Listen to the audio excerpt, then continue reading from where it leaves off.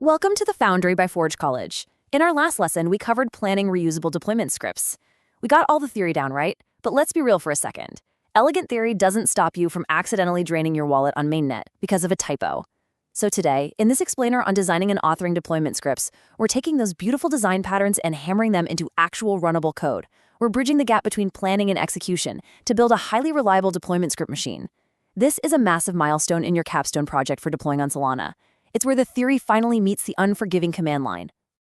Here's the game plan for today. We're going to look at the deployment machine blueprint, configuring your environment parameters, the idempotent guard check, the core deployment engine, quality control and verification, and finally, testing your script locally.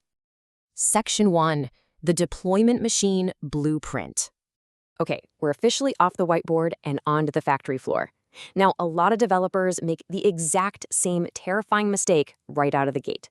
They write one giant monolithic script. You know the kind, right? It just blindly barrels through commands from top to bottom, crossing its digital fingers and hoping for the best. Yeah, we don't do that here. To build a truly reliable machine, you need to treat your script like a mechanical assembly line made of 4 distinct gears. First, configuration. This sets all the rules. Second, guards. These are your strict safety checks. Third, actions. This is the gear actually doing the heavy lifting to the blockchain. And fourth, verification, the ruthless quality inspector at the end of the line.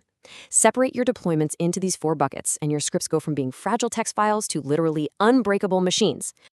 Section 2, configuring your environment parameters. Let's start with the first gear, the configuration layer. Think of this as the master control panel. You absolutely do not want to be that developer hard-coding cluster URLs and file paths directly into the middle of a script. It's a nightmare when you switch from a local test environment to devnet. Instead, we extract things like target URLs and application names into a simple, dedicated JSON file. Let's call it nv.dev.json. But listen up, because this is a flashing neon safety warning. This file is for non-secret values only. Real secrets, like your mainnet private keys, keep them out of here. If you accidentally check your production keys into a JSON file and push that to a public GitHub repo, well, you're going to have a very, very bad day. Section 3, the idempotent guard check. Before we spend even a fraction of a sol on the blockchain, we need our script to hit the brakes and ask a crucial question. What happens if we run the deploy script twice? Without guards, you're basically a cowboy coder. Imagine your internet drops, you panic, and you manually hit run again. Bam, you've just deployed a second, completely redundant instance of your program. You've corrupted your state, and worst of all, you just paid Solana storage rent twice for the exact same thing. No thanks. We need a script smart enough to protect us from ourselves. And that brings us to a concept senior engineers absolutely love: idempotence. It's a fancy word, but honestly, it's just a highly observant bouncer at the door of your deployment club. If you try to deploy, the bouncer checks the blockchain. If you aren't there yet, you go right on in.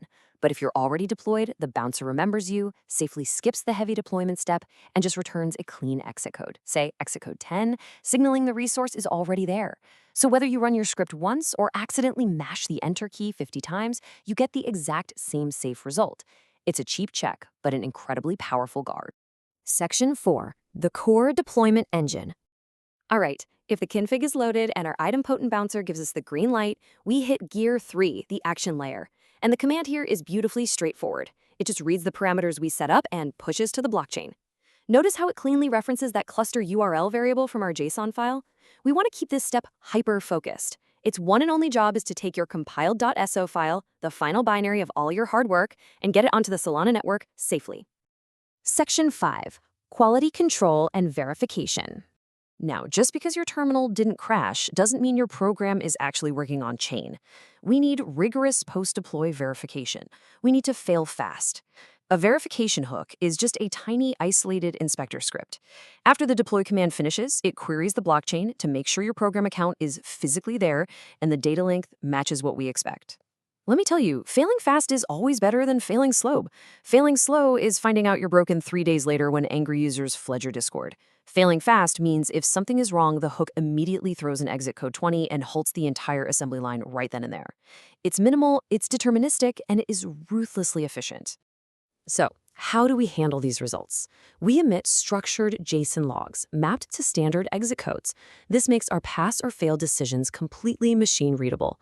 Imagine your CI pipeline is a robot. It doesn't care about your feelings, and it definitely can't read paragraphs of terminal text. It only understands structured data. If your script outputs a skipped status with exit code 10, the robot knows it's a safe duplicate run. And exit code 0, flawless success. And exit code 20, red alert, shut it down, prepare for rollback.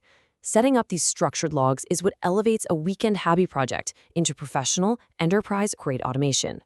Section 6. Testing your script locally. Before we let this highly tuned deployment machine loose on mainnet, we need a safe playground. You never want to test deployment scripts for the first time with real funds. That's where the local test validator comes in. Think of it like The Matrix. It's a fully simulated world where you are a god, the money isn't real, and there are zero consequences.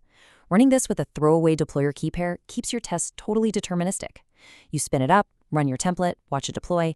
Then, and this is the best part, you run the exact same script a second time just to watch your guard catch it and exit cleanly with code 10. It proves your machine works perfectly before you spend a single token. As we wrap up this explainer, I want you to mentally engrave these 3 golden rules into your engineering brain.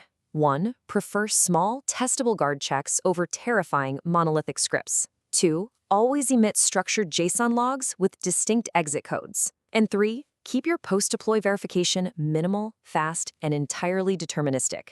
Stick to these, and your scripts will behave perfectly, every single time. It's the difference between a cowboy coder crossing their fingers and a precision engineer sleeping soundly at night.